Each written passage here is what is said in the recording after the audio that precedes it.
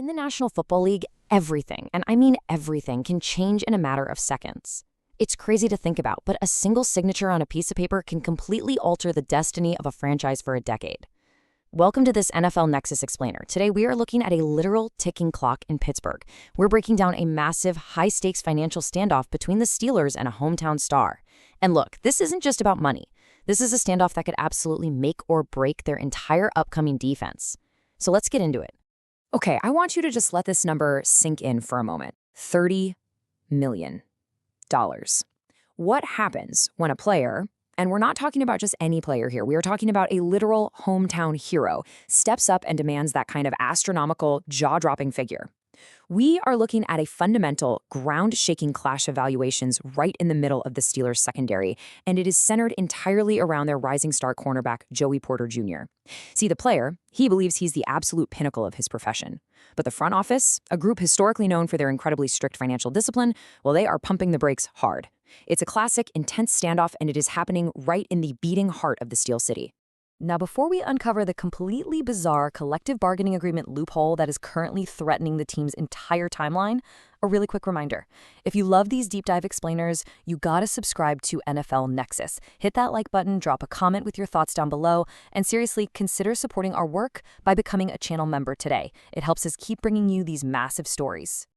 Part 1. The Brewing Storm. Khan versus Porter Jr.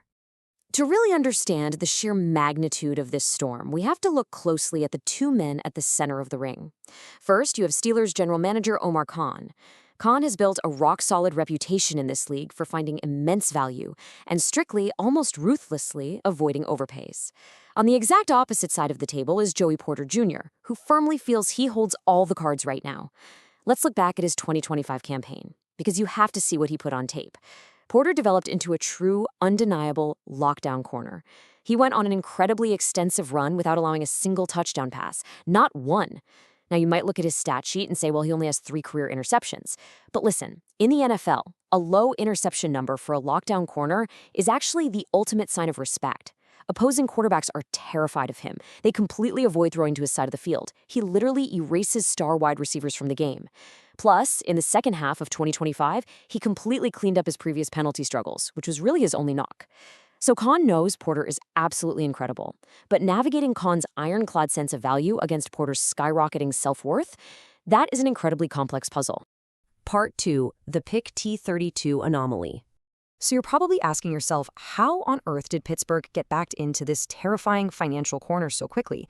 Why is the clock ticking right now? Well, it all comes down to the 2023 NFL Draft. The Steelers selected Porter Jr. with the 32nd overall pick, which they acquired from the Chicago Bears in that infamous Chase Claypool trade. Now, normally, pick 32 is the final pick of the first round, and being a first-round pick comes with a massive, absolutely crucial front office weapon, the fifth-year option. That option allows a team to keep a star player for one additional relatively cheap year before having to sign them to a mega extension. It's a huge safety net. But guys, 2023 was not a normal year. Because the Miami Dolphins actually forfeited a draft pick due to league violations, there were only 31 picks in the first round that year. So when the Steelers went on the clock at 32, Porter officially became the first pick of the second round. Think about that. That seemingly tiny, bizarre technicality officially robbed the Steelers of that critical fifth-year option. They literally don't have that extra year of contractual control. So the timeline isn't pushed back. The clock is already expiring right in their faces. Which brings us directly to this staggering, eye-popping number, $30 million per year. Without that fifth-year option acting as a buffer, the future is literally right now. To put this in perspective, the top 10 cornerbacks in the entire NFL all make at least $20 million a season. But Porter Jr., he isn't just looking to join that club. He is looking to completely reset the entire market. He genuinely believes his elite lockdown ability and that pristine penalty-free second half of 2025 make him a top-of-the-market commodity. If he actually secures this bag, it is going to be one of the largest defensive contracts in the history of the league. But here is the harsh structural reality of the situation that we have to talk about. $20 million. That is the Steelers' target comfort zone. The front office absolutely agrees that Porter deserves a very significant raise. There's no doubt about that, but they reportedly do not feel he has quite reached the level to command literal market resetting money just yet. So, do the math. We are looking at an agonizing $10 million per year gulf between these two sides. Look, bridging a gap of $1 million or $2 million, that's standard NFL business. That happens every day. But trying to bridge a $10 million chasm annually, that is a monumental hurdle that threatens to derail everything. And the crucial point here is understanding exactly how the insiders are viewing this chaotic situation. Look at this quote from NFL insider Ian Rappaport. He noted that while he expects the Steelers might eventually get an extension done, the actual price tag is a massive mystery. Rappaport verified that both sides are currently incredibly far apart, and they view his market value completely differently at this stage in his career. I want you to really pay attention to the end of that quote. How close to the top? I don't know. When a highly plugged-in insider like Ian Rappaport, a guy whose literal job is to know the numbers before anyone else, says, I don't know, it confirms the sheer unprecedented volatility of these talks. Nobody knows how this is going to ebb. And you know, this tension, it's only amplified by recent Pittsburgh history. Because let's be real, the Steelers are absolutely no strangers to high-profile contract standoffs. They've lived this nightmare before. In 2021, superstar edge rusher TJ Watt famously orchestrated a hold-in. Then just a few years later, in 2024, defensive lineman Cam Hayward did the exact same thing. If you aren't familiar, a hold-in is a brilliant player strategy. It's where the player reports to training camp, so they completely avoid those massive daily league fines, but they flat out refuse to practice until a new contract is signed. They just stand on the sideline. And here's the kicker. The Steelers eventually paid both Watt and Hayward. They caved. So the terrifying question looming over 2026 is this. Will Joey Porter Jr. use this exact same proven playbook? Is he going to show up to camp in sweatpants, leaving this defense without its most vital piece as they desperately try to prepare for the season? Part 3, the hometown prove-it deal. Now, while this massive $30 million storm brews on one side of the defensive field, the Steelers have a totally different situation going on over on the other side. They have exactly $5.5 million invested over there. That is what they gave to safety Jaquan Brisker in free agency. It is a heavily undervalued one-year contract. And according to team insider Mark Kaboly, Brisker feels like he completely got shortchanged on the open market. As a former Chicago Bear looking for a new home, he was essentially forced to swallow his pride and take this one-year prove-it deal. And let me tell you, when a professional athlete of his caliber feels slighted by the market, when they feel like the league turned its back on them, they play with a level of ferocity, violence, and utter desperation that simply cannot be taught. Brisker is out for blood. He is desperate to prove his worth. Let's look really closely at what is fueling Brisker's intense motivation. He spent his first 4 seasons in Chicago building a scary reputation for incredible, bone-jarring physicality. Just look at the numbers. In 2025 alone, he racked up 93 combined tackles. He is also remarkably consistent, logging 1 interception in each of his first 4 seasons in the league. But beyond the cold, hard stats, this is deeply personal. This is a homecoming. Brisker actually played his high school football at Gateway, which is just about 30 minutes east of Pittsburgh, and of course, he's a Penn State alum. So he is coming back home. He's playing in front of his hometown fans, his friends, his family, and he is playing for his life financially. He wants a massive future payday to prove to all 32 teams that he is an elite upper echelon safety.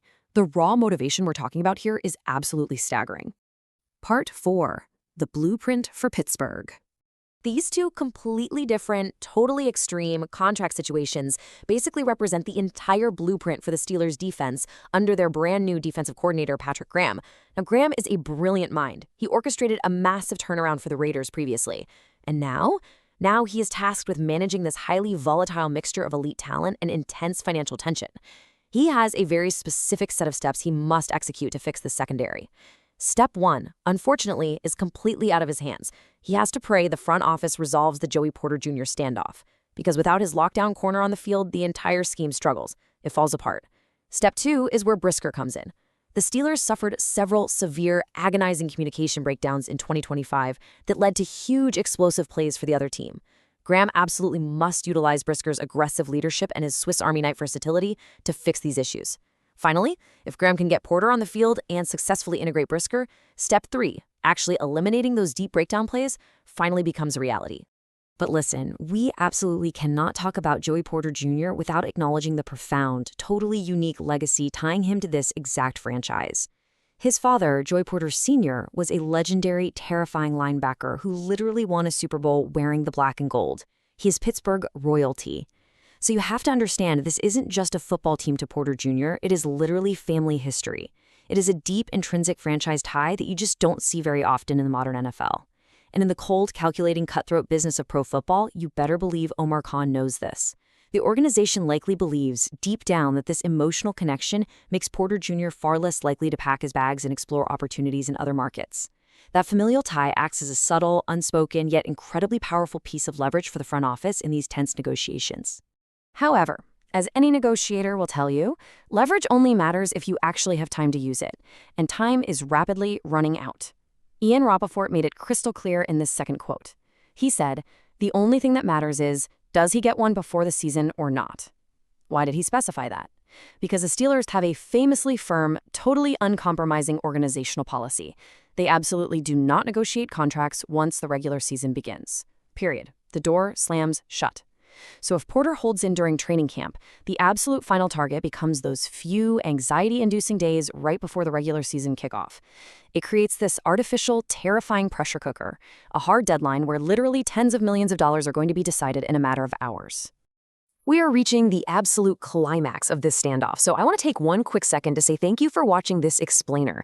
Again, if you want more of these deep dives into the real mechanics of the NFL, please consider joining the channel as a member to support NFL Nexus. We couldn't do this without you.